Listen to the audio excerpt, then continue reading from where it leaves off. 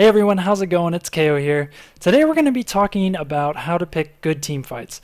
And I think this is a really crucial skill to being a better HOTS player. Apart from stuff like mechanical skill and all that, this is one of the biggest things that I think separates the mid-tier players from the higher tier players, is knowing when you can go in versus when you shouldn't go in. And basically this is going to be my number one piece of advice for improving with that. So what it comes down to is 3 questions that I want you to always ask yourself before starting a team fight, and 3 pieces of information to keep going through your head during the game. It's kind of a mental checklist. And so let's get right into it. The first one, the most important one, is where is my team and where's the enemy team? So obviously you're not going to always know where the enemy team is, but throughout the game you can get little glimpses of things like if you see somebody in the side lanes, and you can kind of build a mental picture of where you think the enemy is.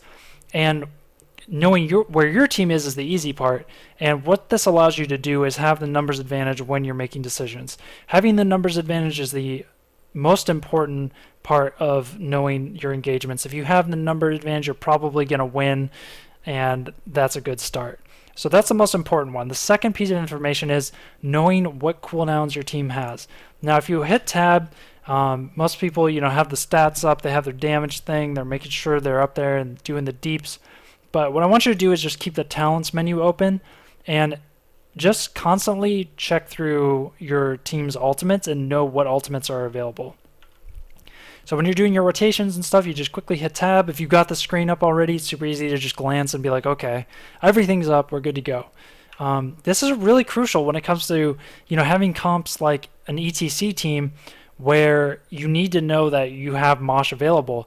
If you engage a fight where Mosh Pit is down for another 40 seconds, what's going to end up happening is he's going to get Mosh Pit back off of cooldown right when you guys end the fight. So that whole cooldown is really going to be wasted, and those are situations you want to avoid, because ults in this game are extremely powerful, and you need to be able to use those, especially those 120-second ultimates, to their full advantage.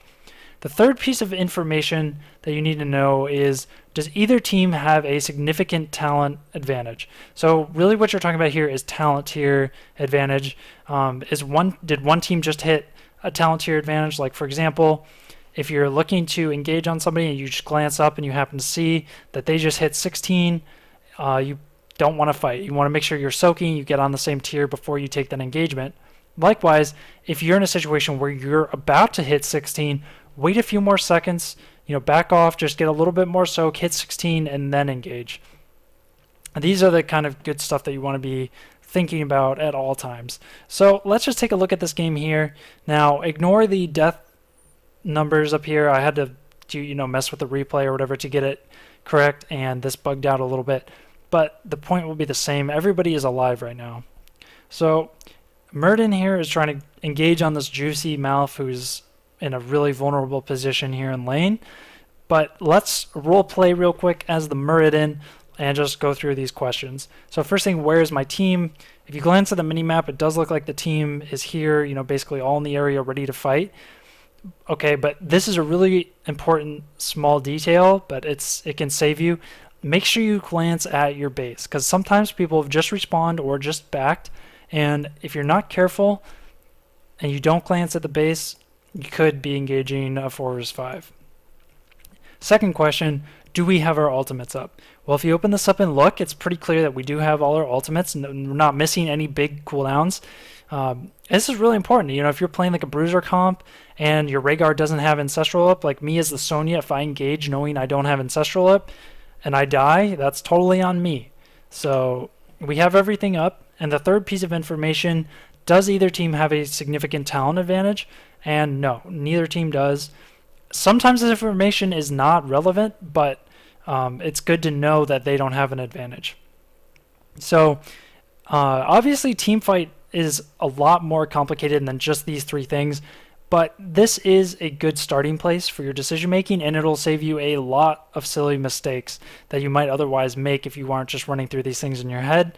I can't even tell you the number of times that even in competitive matches and like scrims and stuff, people will be like fighting over this bottom temple, and the enemy team hits 10. Everybody's so focused on their mechanical plays and everything, they don't even notice. Next thing they know, they're getting ulted on, and that feels terrible because you know it's an easily avoidable thing. So those are the 3 pieces of information, guys. Try to make a mental checklist with this and just go through it all the time, and it'll become a mental habit, and you'll start just realizing these things subconsciously, and overall it's going to make you a much better decision maker for your team, and you'll probably be picking a lot better fights with your odds. So anyways, guys, hope this is helpful. I'll see you guys in the next one. Take care. Have a good day.